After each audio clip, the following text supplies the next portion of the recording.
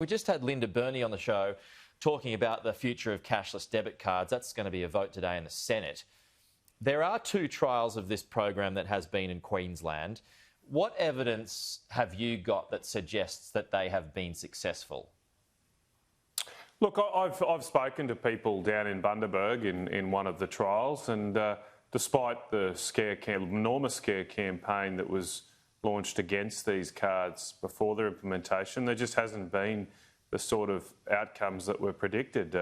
That was that somehow pensioners and others deserving welfare recipients would not have access to resources. It was just a total damn squib. It hasn't turned out like that at all.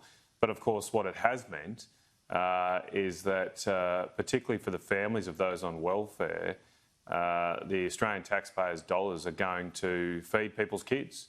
They're going to buy books for kids going to school. They're going to make sure the rent is paid, rather than on products, obviously, that welfare money is not really for. So these trials have worked. They've worked in Aboriginal communities as well before these more recent trials in bigger centres like Bundaberg.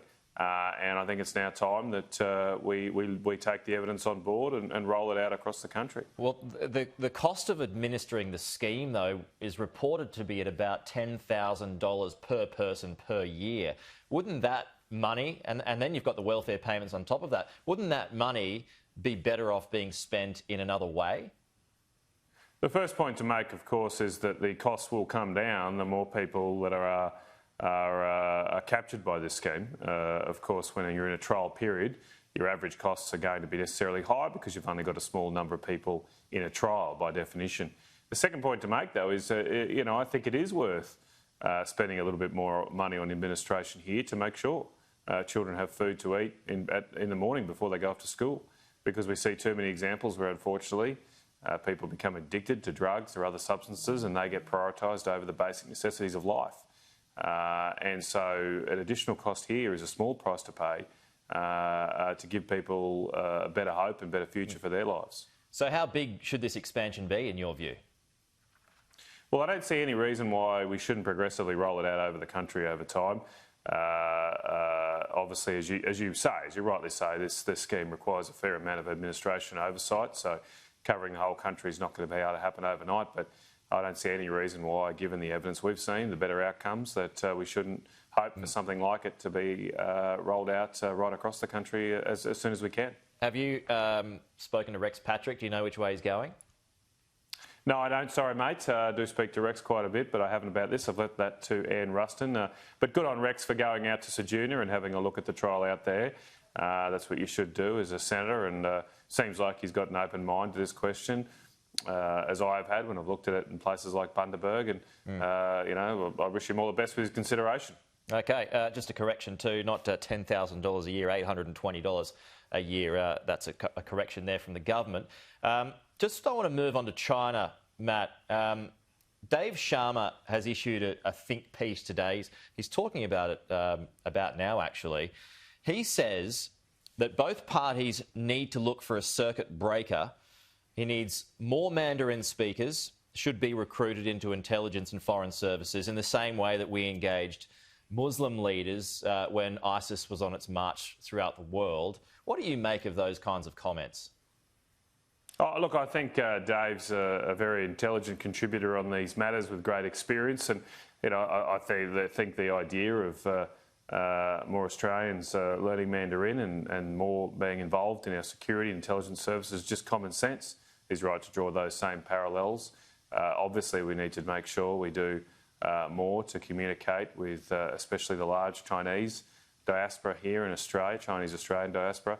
Obviously, we've been very critical of some of the conduct of the Chinese government in recent months, but none of that is a reflection on the great contribution that Chinese Australians make to our society. And like we've done with other cultures that we've integrated, we should seek to learn more about their culture as well as making them and welcoming them into the Australian family as well.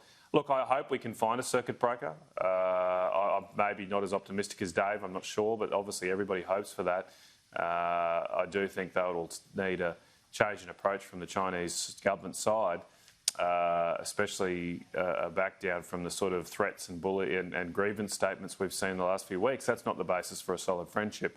We're fine to disagree with each other, but making threats and trying to get your way through bullying and intimidation can never be the basis for a long-term, stable, close trading or any other relationship.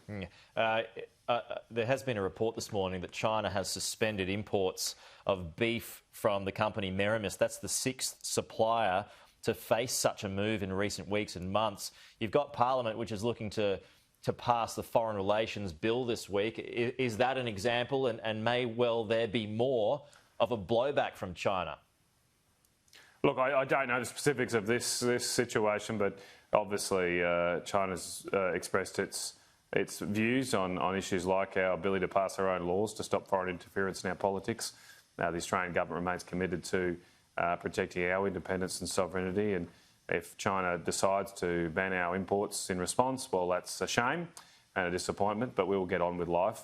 We've seen, for example, in the beef sector, about 6 months ago, China delisted a number of abattoirs and beef prices have gone up around the world. Our product has found markets because there's a lot of hungry mouths in the world outside of China too, and we've got a very high quality product. We're seeing the same thing with coal as well, with really the Chinese import bans. The people that they're hurting the most, the most are Chinese steel mills. They're 40% jump. $50 a tonne more, for their coking coal. And Japanese and Indian steel mills are able to undercut them. Yeah. And that's not surprising, because whenever a country throws rocks in its own harbour, usually the people that hurt the most are those of their own country, not others.